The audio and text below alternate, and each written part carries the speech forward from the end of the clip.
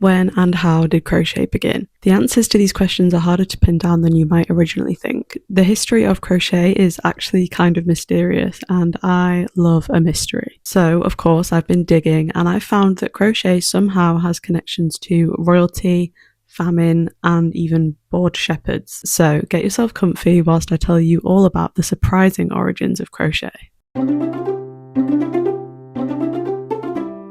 The mysterious beginnings of crochet. I've called them this because it feels like no one can really agree on when crochet actually started. Most people trace it to the 1800s when the first crochet pattern was released, but there is evidence of crafts that are at least somewhat similar to today's crochet existing way back in the mid-16th century. In 1567, Mary Queen of Scots signed a statement of salaries which included the payment of a tailor for, and I quote, his salary fashioning garments and silk thread for sewing and crochet. Of course, we can't be sure that this is referencing crochet as we know it today, but it is noted as a separate craft to sewing, and as it was originally written in French, and the word crochet today in French means hook, I feel like it's not a huge leap to assume that this is some sort of hook-based craft and that they're obviously using thread for whatever it was. Around a similar time, as early as 1558, Elizabeth I's wardrobe accounts reference chain stitch and clothing trims made of chain lace. Again, we can't be sure that the chain stitch mentioned is the same as the chain stitch we all know and love today, but these are the earliest references to crochet or things similar to crochet that I can find.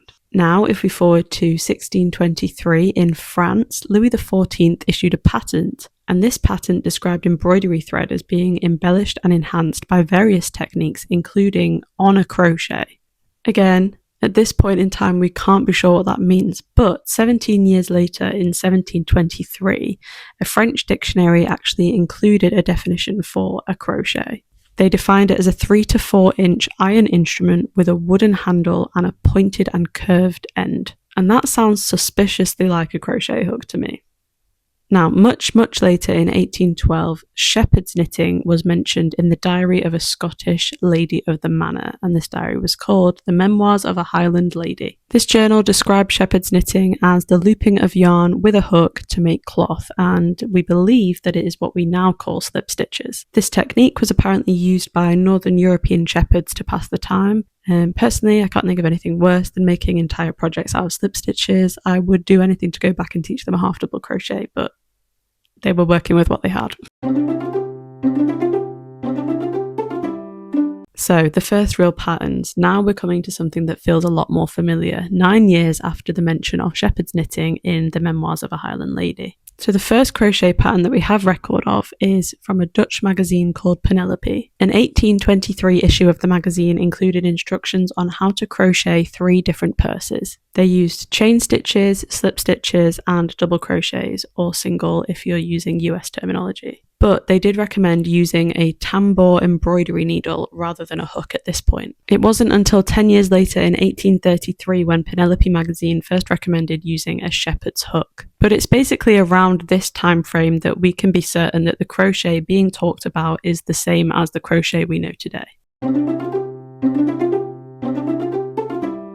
So at this time, I'm kind of assuming that crochet was a nice hobby, something that people did to pass the time, just as the shepherds had done with their slip stitches all those years before. But it wasn't long before crochet became more than that. It became a source of income. In 1846, someone whose name I'm about to butcher, Eleanor Riego de la Banchadière, it'll be on the screen, published a book called Knitting, Crochet and Netting. And this book basically explained how to make lace with a crochet hook. This book and other books and instructions like it made lace making accessible to the average everyday person. And that became invaluable during the Irish potato famine of 1845 to 1852.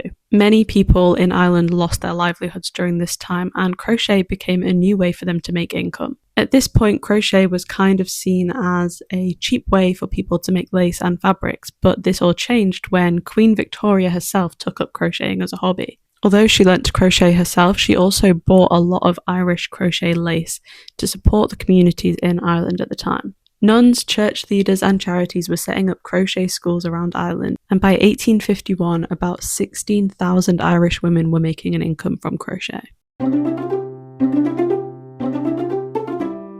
Now, one thing that I was very interested to figure out was when the first granny square was made, because it's such a big part of crochet today. We've all made a granny square in our time. When I first looked into it, a lot of sources were placing the first granny square in 1885. There was a pattern by a Mrs. Phelps printed in the Prairie Farmer magazine, and the pattern was called the Crazy Afghan. However, there is a dictionary of needlework from 1882, 3 years prior, that suggests making a shawl by starting in the center and working in rounds until you reach the size that you want. The illustration included in this book looks to me absolutely identical to a modern granny square, so this might actually be the first granny square. I don't know. I haven't seen anything earlier, but don't quote me on that. Now we skip forward a little bit to the 1900s and the World Wars. Crochet played a much bigger role in the war effort than I think most people would initially think. Women around the world were creating clothes, hats, gloves, and even machine gun belts for the troops. Filet crochet was also extremely popular at the time, and a lot of people were creating patriotic images and slogans with filet crochet. And crochet was also very popular and important in post-war times too. Countries were trying to rebuild with limited resources and money, and interest in DIY projects and homemade crafts just skyrocketed. Which brings us a little bit further down the timeline to the 1960s and 70s, where crochet saw a huge surge in popularity, particularly when it came to decorations and home decor. Of course, the trends in the 60s were all about bold colours, vibrancy, big flowers, all of that kind of thing, and crochet just fits perfectly with all of that. This was also definitely a big time for the granny square, because of course you can make them super fun, super colourful, and you can make almost anything out of granny squares. After this big boom in popularity in the 60s and 70s, I think crochet stayed fairly popular amongst a certain generation, but it just wasn't quite as trendy, and that is how crochet ended up being one of those granny hobbies. But today, crochet has had another resurgence, mostly thanks to the internet and social media, inspiring and connecting crocheters all around the world. The internet has provided easy and accessible ways for people to learn crochet. It's how I learn, and I'm sure a lot of you too. And I am definitely planning to make another video on the comeback of crochet, so make sure you're subscribed so you don't miss that. So, crochet has obviously come a long way, from its mysterious mentions in royal records and the poor shepherds doing endless slip stitches, to now where we're all showing off our latest whips on TikTok. You should follow me on there, by the way. I'm not sure we'll ever really know exactly where, when, and how crochet started, but hopefully this video has taught you something about the history of crochet that you didn't already know. And if you know something about its history that I didn't mention in this video, please put it in the comments, because I, and I'm sure other people watching, would love to know. Please don't forget to leave a like and subscribe if you've enjoyed this video, and I will see you next time. Bye!